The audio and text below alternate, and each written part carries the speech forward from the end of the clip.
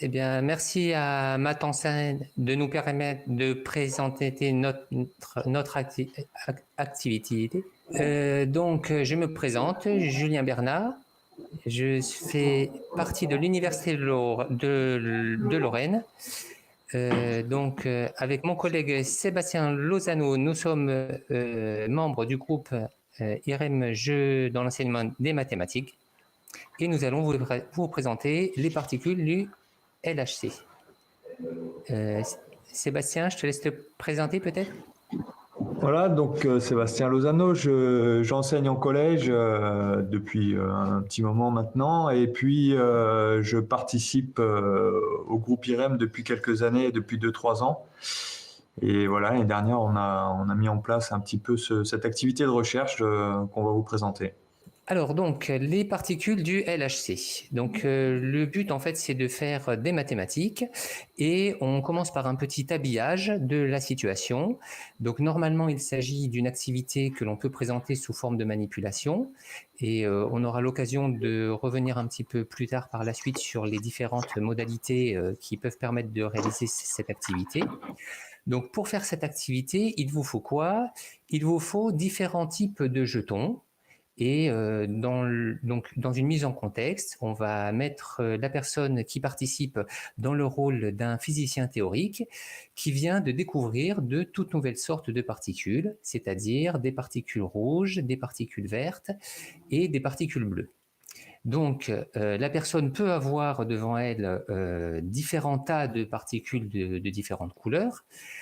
Avec donc, sur le côté, il aura fallu par exemple prévoir une pioche pour pouvoir créer de nouveaux jetons si jamais à un moment donné ce besoin apparaît. Et donc, on précise qu'il y a une règle de manipulation des jetons qui dit que à tout moment, on peut prendre deux particules de deux couleurs différentes et que, eh bien, on les fait donc se rencontrer, se percuter, se fusionner, et que lorsque cela apparaît, eh bien, ces deux particules vont disparaître et vont être remplacées par une particule de la troisième couleur. Voilà, donc si par exemple, dans un premier temps, on aura placé devant la personne qui doit faire l'activité, on aura mis devant lui donc par exemple 6 particules rouges, 4 particules vertes et 2 particules bleues. Bon, ben, il devra choisir une combinaison, donc une fusion de son choix, c'est-à-dire que tant qu'il reste au moins 2 couleurs à notre disposition, il faut que l'on réalise une action de fusion. Donc si on a le choix entre plusieurs, on la choisit librement. Et à un moment donné, eh bien, il ne restera plus qu'une seule couleur.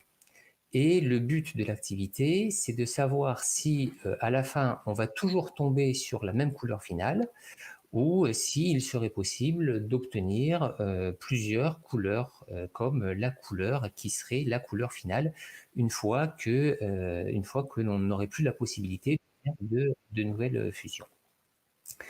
Donc là, par exemple, avec 6 particules rouges et 4 particules vertes et 2 particules bleues, eh bien, on pourrait prendre une rouge et une verte pour créer une particule bleue.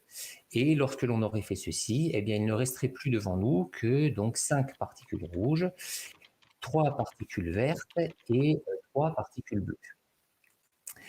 Donc bien sûr, malheureusement, vous n'avez pas la possibilité de pouvoir réaliser les combinaisons devant vous avec des jetons qui auraient été disposés. Donc c'est pour ça que nous avons réfléchi à la façon de pouvoir présenter une animation sous forme numérique.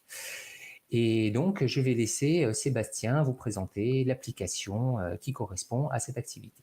C'est une application donc, qui est destinée à remplacer les jetons pour pouvoir être manipulée. Donc, c'est une application qui est accessible en ligne, donc que vous voyez sur l'écran ici. Elle se lance en général par un petit tuto qui va reprendre les règles de fusion dont vient de parler Julien, c'est-à-dire qu'au départ, on a 3 types de particules, des rouges, des bleues et des vertes. Une première règle de fusion, donc on va pouvoir attraper une particule rouge ou une particule verte, et puis au moment où elles vont se rencontrer, elles vont se fusionner en une particule bleue. Donc ça, c'est la première règle de fusion. La seconde règle de fusion, donc le rouge et le bleu se transforment en vert. Et le vert et le bleu se transforment en rouge. Donc ça, c'est les 3 règles de fusion. Il n'y en a pas d'autres. Et donc, on va partir d'une combustion initiale. Donc là, dans le tuto, c'est vraiment la situation la plus simple. Il y a une particule de chaque couleur. Donc, par exemple, je choisis de faire bleu et rouge. Donc là, il ne reste que du vert pour l'occasion. Et la question qu'on va se poser à chaque fois, donc, c'est de savoir si à partir d'une composition initiale, il peut rester n'importe quelle couleur ou pas. Et le but recherché, c'est de mener les élèves à faire des conjectures et éventuellement à proposer des contre-exemples au moment de la recherche. Donc là, par exemple, j'avais fait que du vert. Bon, avec cette composition-là, si j'ai envie, je peux aussi faire du rouge. Donc ça, c'est pour la partie tutoriel. Dans l'application, on a mis en place 9 situations, donc 1, 2, 3, 4. Je ne vais pas revenir sur toutes les situations. Les situations 5, 6, 7, 8 qui sont des variantes de 1, 2, 3, 4 où les compositions sont aléatoires ou presque, et puis la 9 où la composition est complètement aléatoire. Donc par exemple, si je prends la composition numéro 1, donc je vais pouvoir lancer mon plateau qui celui-là est fixe. Hein. Chaque fois que je relancerai une situation 1, ce sera celle-ci, donc 5 rouges, une bleue et 3 vertes. Donc là, je vais pouvoir déplacer mes particules. Sous la fenêtre, ici, on a un certain nombre d'icônes qui permettent, pour le premier, de fermer la fenêtre et de revenir au menu de choix de la situation à expérimenter. Si jamais j'ai déjà avancé, j'ai ce petit icône ici en triangle qui me permet de revenir à la situation précédente dans l'état dans lequel je l'ai laissé. Je montrerai tout à l'heure. Donc là, si je reviens sur la situation 1, comme je n'avais pas changé, c'est évidemment toujours la même. Mais si jamais, par exemple, j'avais fait cette fusion-là, et que je ne sais pour quelle raison je fais une erreur de manipulation ou quoi, si je veux revenir à la même situation dans le même état, donc je peux revenir avec ce petit triangle-là, ça peut être pratique dans certains cas. J'ai ce petit icône ici qui va me permettre de regarder l'historique de ma manipulation. Donc ça, ce sera intéressant à un moment donné si on veut que les élèves gardent une trace écrite de leur manipulation, parce qu'évidemment, il y a plein de chemins possibles à partir d'une situation, d'une composition initiale. Donc là, la composition initiale et puis l'état actuel. Donc il suffit de cliquer pour revenir au plateau. Donc là, par exemple, si je fais une deuxième manipulation, hop, et que je vais voir mon historique, l'historique évolue à chaque fois. L'icône suivante, c'est pour permettre d'annuler une manipulation. Si par exemple j'ai envie de changer, je me dis tiens, finalement ça, c'est pas ce que je voulais faire, donc je reviens à l'état antérieur.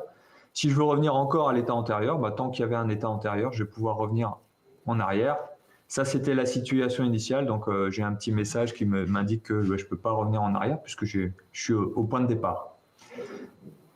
L'icône œil, c'est pour revoir les règles en cas de besoin, mais bon, elles sont suffisamment simples pour qu'on n'ait pas à les revoir, à mon avis, mais en tout cas, tout est réexpliqué ici dans les règles, qui sont accessibles aussi sur le menu d'entrée. Et puis, le dernier icône, c'est simplement pour le à propos, donc avec les articles qu'on a publiés sur le site académique de l'Académie, le site mathématique de l'Académie. Voilà quelques liens.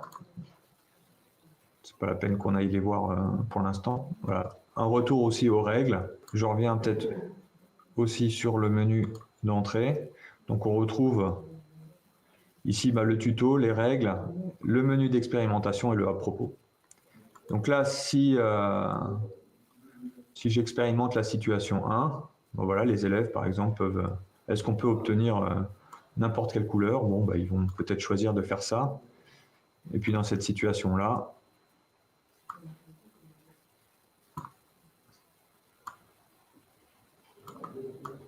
on va pouvoir, c'est un peu lent, hein.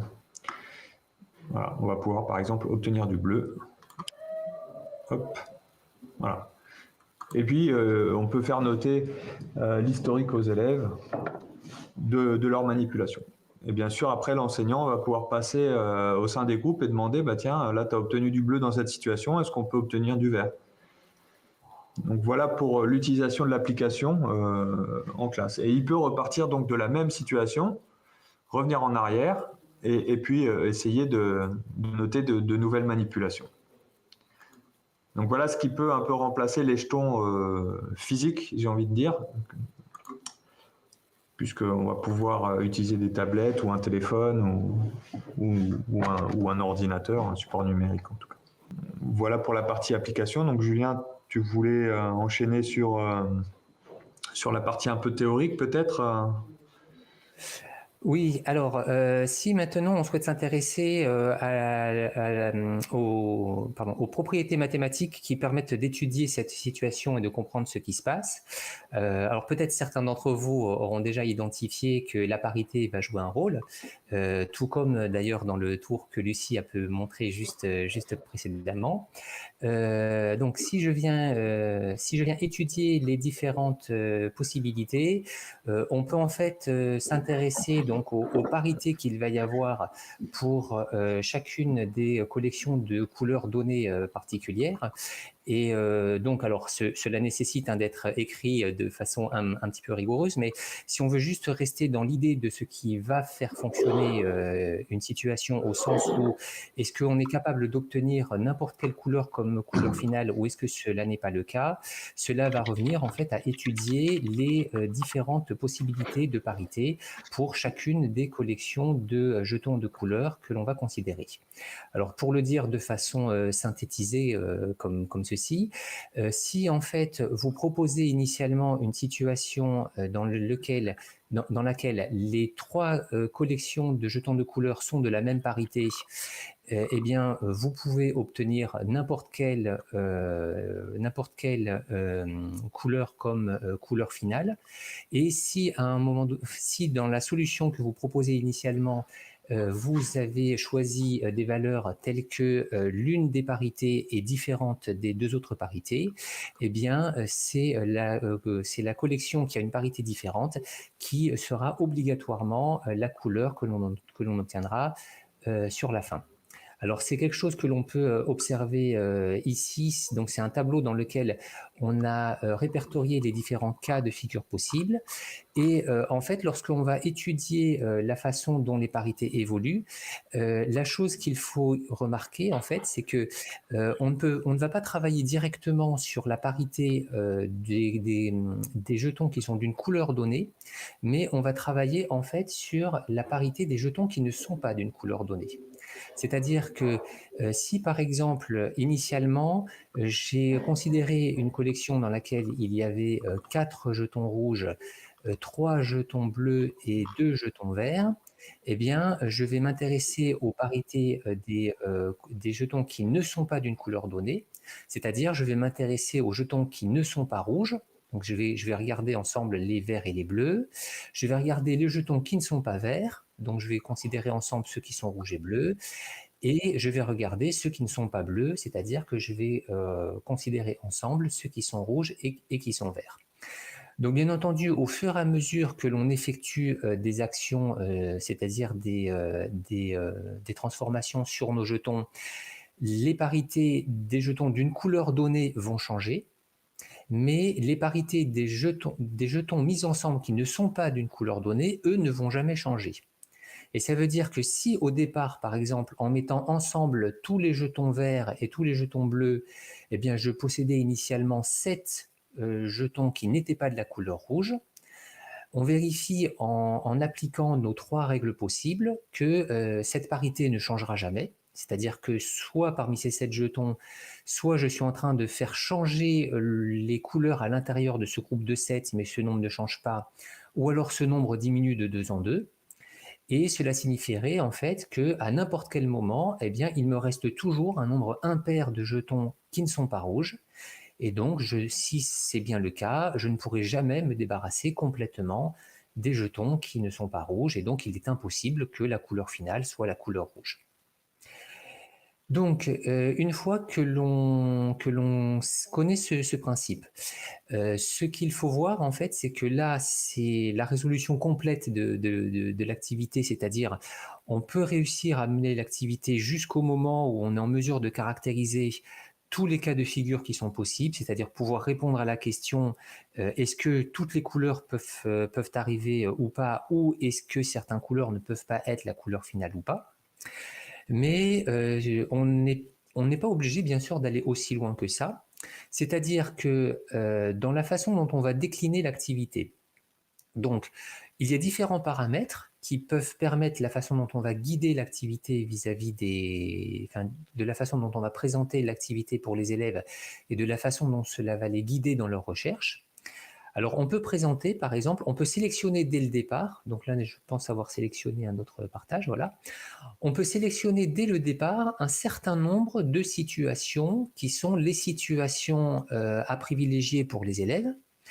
Donc c'est un petit peu ce que l'on a fait d'ailleurs dans l'application numérique, puisque donc Sébastien a bien expliqué que dans un deuxième temps, il y a des situations qui peuvent être calculées de façon aléatoire, mais que dans un premier temps, dans les premiers numéros, hein, ce sont toujours les mêmes types de situations que les élèves vont rencontrer.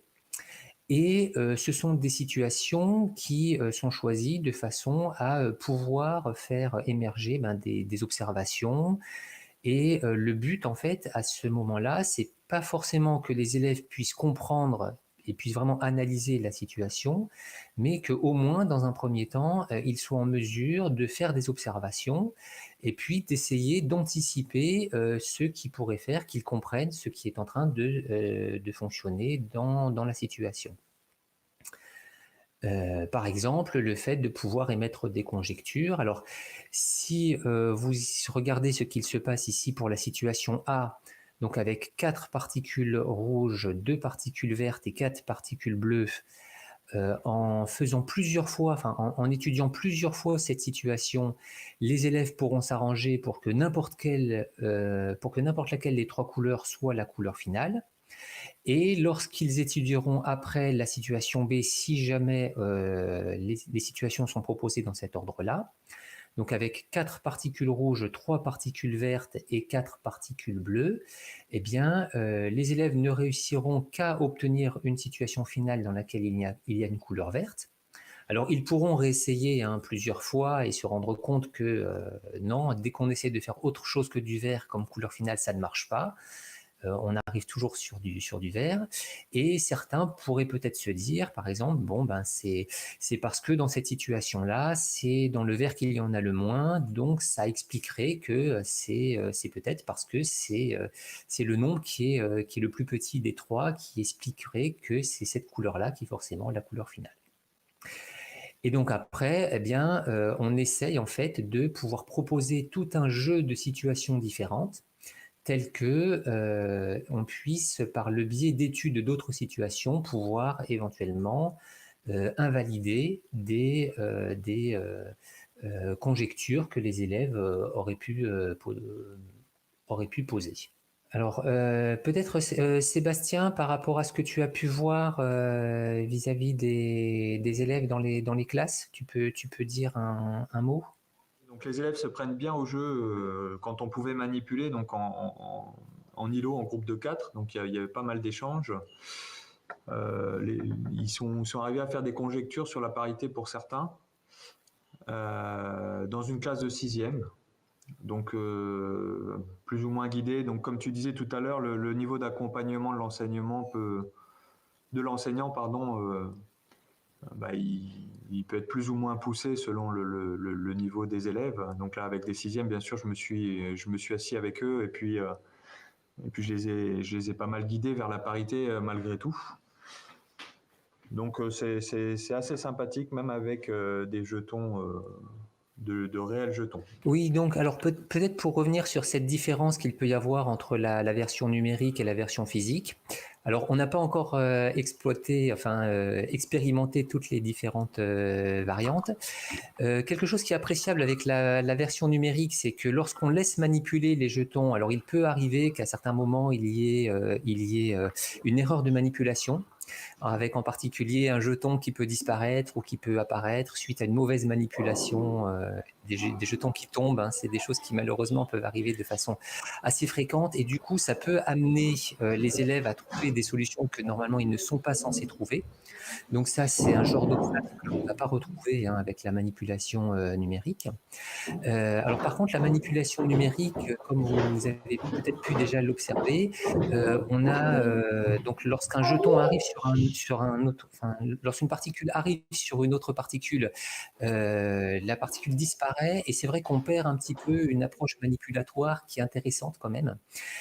Ça peut aussi permettre de revenir peut-être plus rapidement à une situation de départ.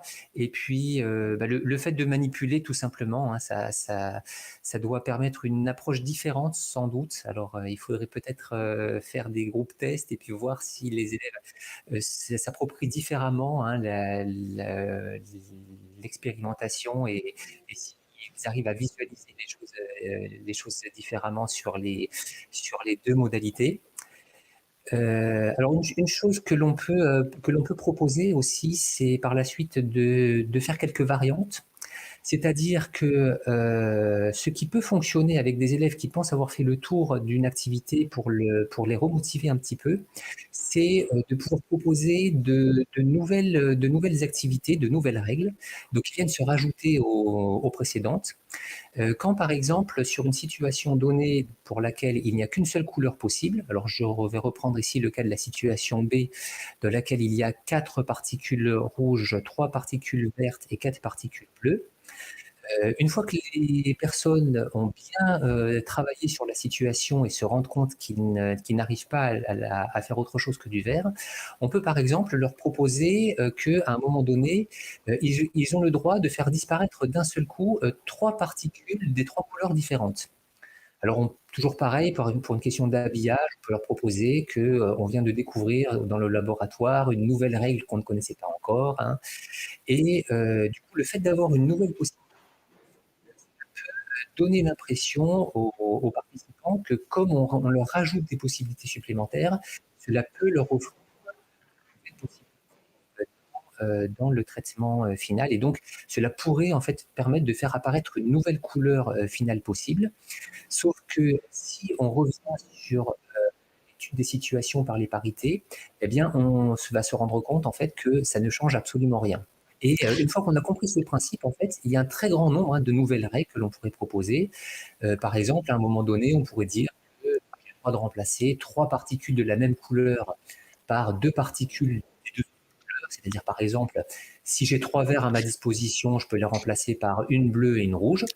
Bon. Julien, et là, Julien et Sébastien, je te remercie beaucoup. L'atelier se finit puisqu'on va passer à notre atelier, une vidéo. Merci beaucoup Julien et Sébastien. Donc on a pu partager le lien, et donc on va merci de votre participation à cette première édition des Journées GEM. Et donc nous allons passer à la suite avec une vidéo d'un mathématicien de Brésil sur les courbes d'Hilbert. Le mathématicien s'appelle Douglas Hilario. Je vous remercie beaucoup. merci à tous. Merci.